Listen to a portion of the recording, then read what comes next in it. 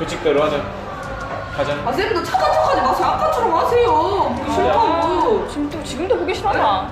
그러니까 달라고요. 올라와. 가자. 교실로 가자. 아이고 좀 달라고요. 선생님 내려가시고 저는. 아니 달라고요. 이거 달라고. 아 진짜 하지 마봐요 진짜. 오나 잠깐만 일로 와. 알았어. 앉아봐.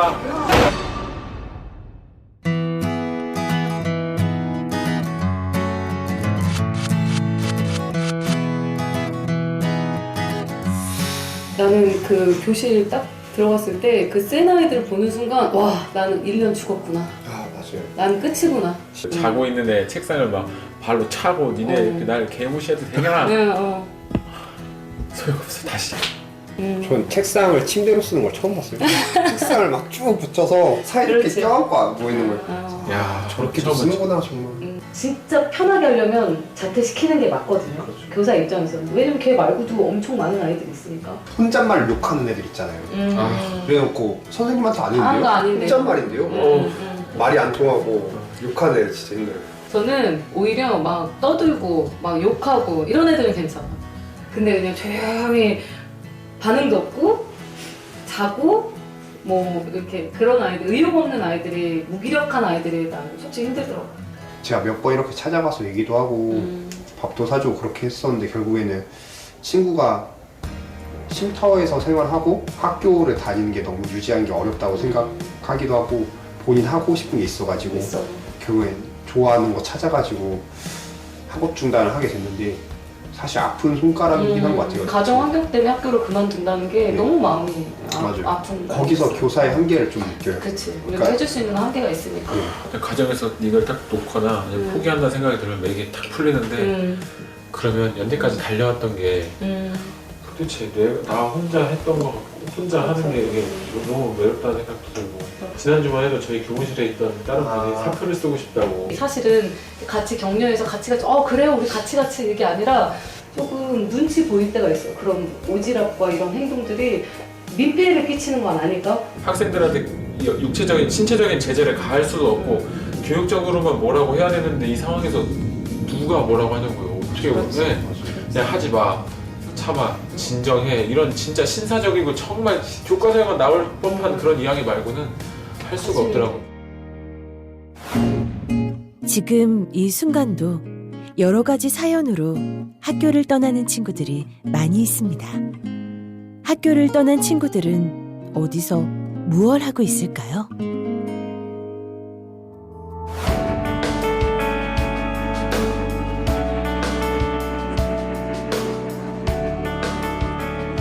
여름 9살 안 다니고 있습니다. 안 나가다가 퇴학 처리돼가지고 그냥 시간 때문에 맨날 똑같아가지고 수업도 그냥 하는 거 없이 그냥 똑같이 있다가 귀찮아서 안 나가는데 거리에서 만난 상진이도 학교를 그만둔 지 2년째입니다.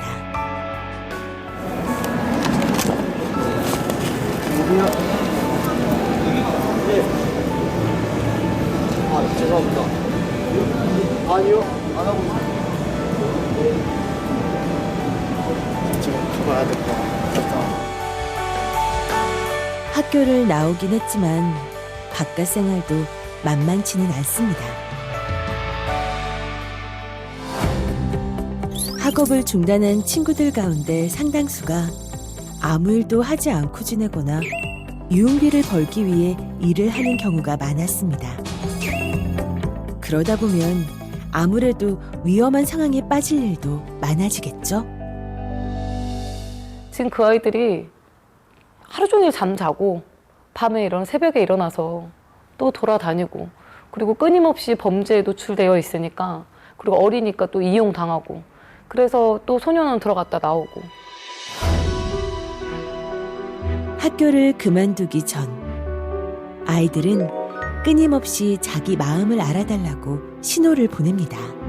하지만 가시돋친 모습에 가려진 아이들의 힘들어하는 마음을 학교는 제대로 봐주지 않았죠. 그래서 학교와의 거리는 점점 멀어져 버렸습니다. 거친 행동으로 선생님과 갈등을 빚다가 학교를 뛰쳐나온 민규.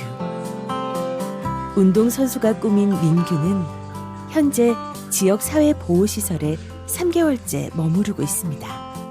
그냥 등교할 때도 지각하거나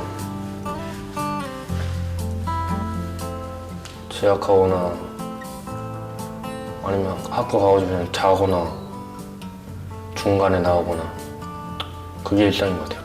저는 중1 때 그렇게 병원에 강제 입원시키고 하니까 좀 기분도 그렇고 마음 상처도 받으니까 그걸 계속 생각하니까 머리도 많이 아프고 학교라는 곳이 좀 많이 두려운 곳이었어요. 원래는 출석 정지였는데 담임 선생님이 오라고 해서 학교를 갔는데 쌤들은 왜 왔냐고 물어보셔서 담임쌤이 오라고 하셔서 왔다니까 그래서 음악 선생님께서 갑자기 너 학교 왜 왔냐고 그래서 담임쌤이 불러서 왔다고 했는데 네 출석 정지 아니냐고 물어보고 하다가 좀 얘기하다가 갑자기 신고한다고 해가지고 분명 전 담임쌤이 오라 해서 왔는데 거기다 대고 신고한다니까 기분이 매우 나빠가지고 거기서 쌤하고 한 번 더 싸운 것 같아요. 트러블 생겨가지고 그런 것 같아요. 그러니까 자기는 이렇게 말해요. 선생님이랑 어떤 그런 미운정이 들었다고 표현해요. 근데 선생님 입장에서 미운정이라고 말할 수 없는 이 게이지가 그렇잖아요. 근데 이제 본인은 그렇게 생각하는 거예요. 그러니까 선생님이 한번 찾아와 주기를 원하고 관심 받고 싶은 거죠. 그런 마음이 이 아이에게 욕구가 있는데 환경이 그걸 따라주지 않으니까 그것이 원망이나 서운함으로 가는 경우가 민규는 대표적인 케이스죠. 학교에 대한 원망이 가장 많은 케이스. 지금은 많이 막상 달래도 많이 힘들겠지만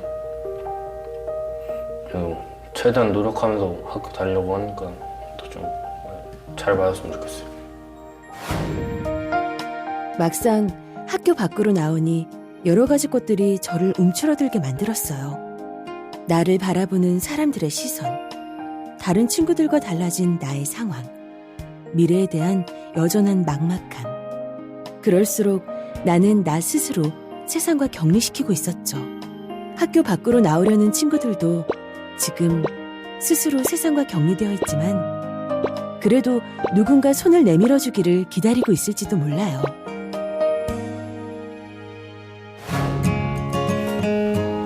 (15) 시은이.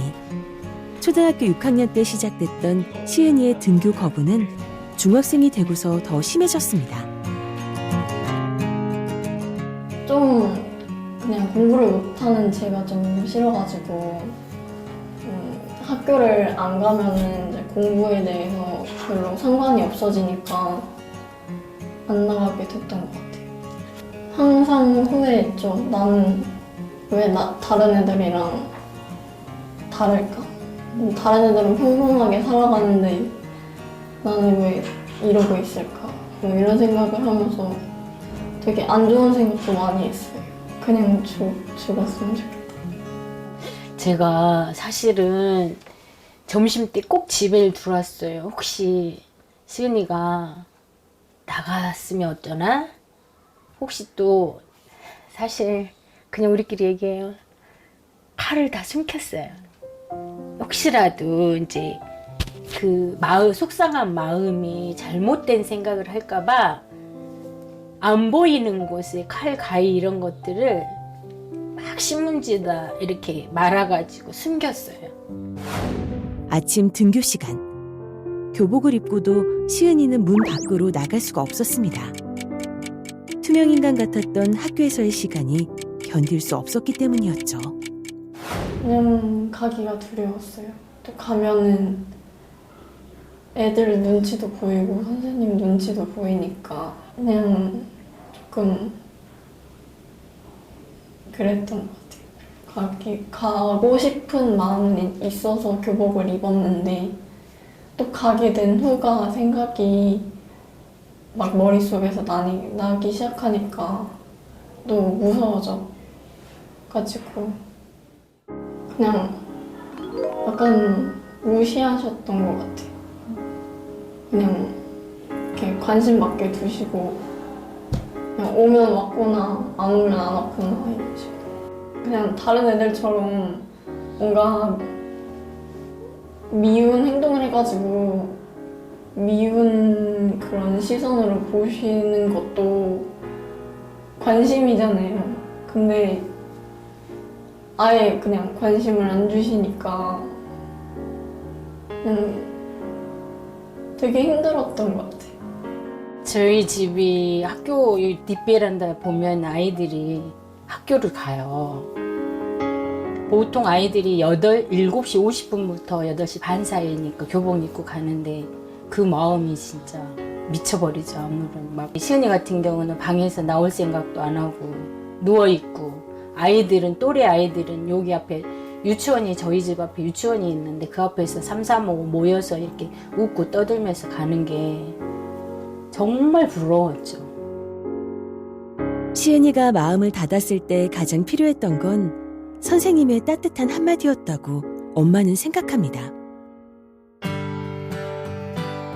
시간이 흘러 시은이는 마음이 단단해졌습니다. 조금 늦어졌지만 다시 시작할 수 있다는 용기도 생겼죠. 선생님의 자랑이라는 그런 말? 너는 선생님의 뭐 자랑이야 이런 식으로 해주시는 말도 좋고, 아니면은 그냥 되게 많이 성장하고 있는 것 같다고 해주시면은 전과는 다르다는 게 제 자체가 느낄 수 있으니까 좋은 것 같아요. 선생님, 저희 시은이는 일단 착하고요. 조금 느리지만 잘하는 장점이 많답니다. 뭐든지 선생님이 그 말 한마디에 칭찬은 고래도 춤춘다고 하잖아요. 조금 부족할지라도 부족한 걸 말씀하지 마시고 좋은 점만 보시고 그 장점을 부각시켜서 잘못된 것도 함께 고쳐 나아갈 수 있도록 해주셨으면 감사합니다. 친구들이 선생님에게 원하는 건 아주 큰 것이 아닙니다.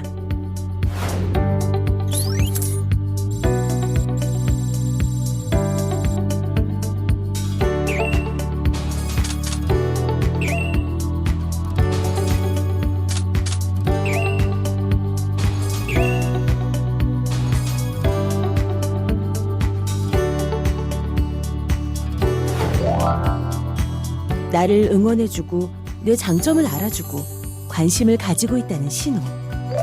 그게 따뜻한 말 한마디로 시작하는 것 아닐까요?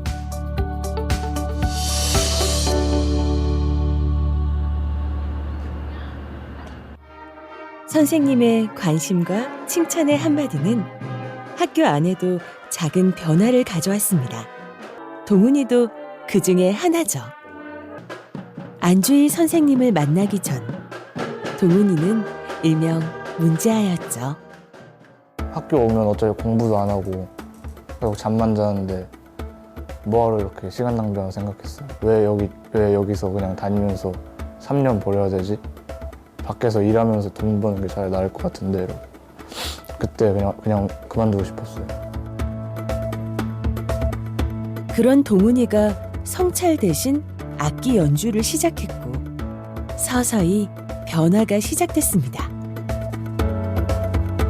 맨날 잤는데 이제 잠도 안 자고 지각 안 하고 그런 거. 담임 선생님이랑 상담을 많이 했어요.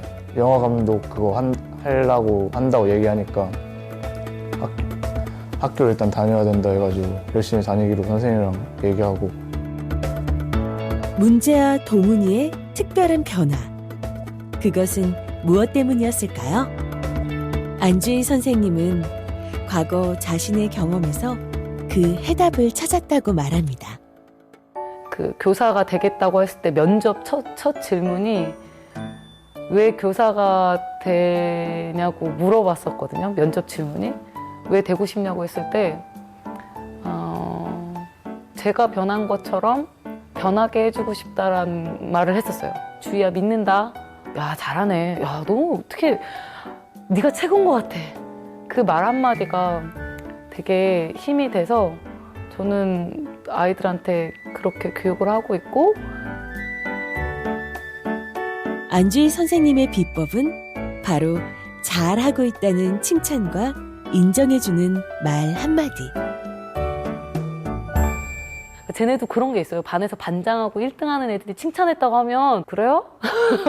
좀 우쭐대는 게 있거든요. 그래서 그냥 걔네들한테는 그것만 전달해줬어요. 야, 오늘 코치쌤이 너 되게 잘했대. 아이들한테 더 부탁을 많이 했죠. 그리고 그 노력이 가져온 변화는 결코 작지 않았습니다.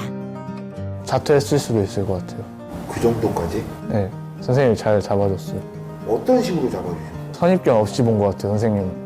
선입견은 처음에 있었겠죠. 얘기를 하다 보면요, 그런 게 없어지는 것 같다 해야 되나? 그래요. 딱 그게 정해져 있어요. 무서울 땐 무섭고요. 친구처럼 대하실 땐 딱 대하시고요. 그걸 선이 딱 정해져 있어요. 좋아요. 아이들한테 중요한 건 무조건적인 칭찬, 긍정, 그리고 수용, 받아들이고, 그리고 저희는 어른이니까 아이로 바라보고 제가 어른이라고 생각하면 부딪힐 일이 하나도 없어요. 선생님의 말 한마디와 믿음이 가지고 온 아이들의 변화는 2학년 5반 교실에서도 일어나고 있습니다. 다양한 모습의 친구들이 모여있는 교실. 그래도 5반 친구들의 공통점은 학교 나오는 것이 싫지는 않다는 것입니다. 약간 옛날에는 더 그냥 좀 가기 귀찮고 그냥 더 자고 싶고 뭐 이러는데 가면 어차피 뭐 자는 거밖에 안 하는데 요즘 좀 많이 행복하고 그래요. 그냥 학교 오기 좀 편하고 그렇게 학교가 싫은 느낌이 없어요. 요즘에는 잘 나오려고 노력하고 있어요. 1학년 때는 좀 그렇게 흥미를 막 보이고 막 그런 게 없었는데 2학년 되고 나서 이제 뭐 좀 재밌어지는 것 같아요. 이 친구들이 입을 모아 학교가 재미있어진 이유라고 말하는 건 바로 백승재 선생님 때문입니다. 짱이죠. 친구 같아서 좋아요. 반 친구들하고 그냥 얘기를 잘해주시는 그게 제일 좋으신 것 같아요. 쌤이 화를 한 번도 안 내셨어요. 저희한테 지금까지. 뭐든지 일단 믿어주세요. 일단 그 선생님만 제일 좋은 걸로 치면 포옹력이랑 믿음. 저희 친구 하나가 자퇴한다는데 막 계속 학교 막 아침에 깨우시기도 하고 막 데리러 가.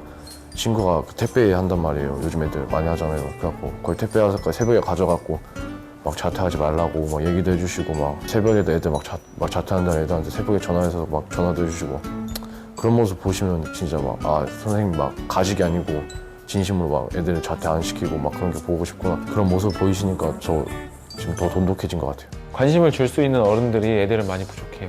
생각을 해보면 우리도 학교에 재밌어서 가진 않았었잖아요.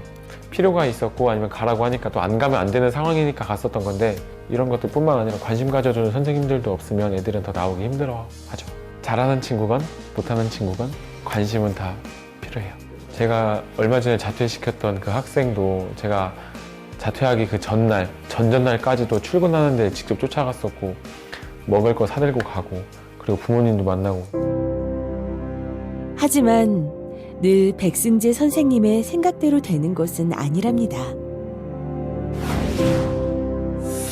자꾸 학교를 빠져나가는 친구를 잡기 위해 온 시내를 뛰어다녔다는 백승재 선생님. 이런 일이 반복되면서 백 선생님도 차츰 지쳐갔다고 합니다. 애들이랑 싸울 때도 에너지가 많이 빠지고요. 그리고 잡으러 갈 때도 지치고 학생들이 마음대로 되지 않을, 마음같이 이렇게 되지 않을 때에는 진짜로 저도 사람이기 때문에 그게 참 심경이 좀 많이 무너지고 가슴이 아파요. 근데 그럼에도 불구하고 잡으러 가는 거는 관심을 줄 사람이 많지 않기 때문에 저라도 가서 학생들에게 관심 주고 야 아직 살아있잖아. 살아봐야지.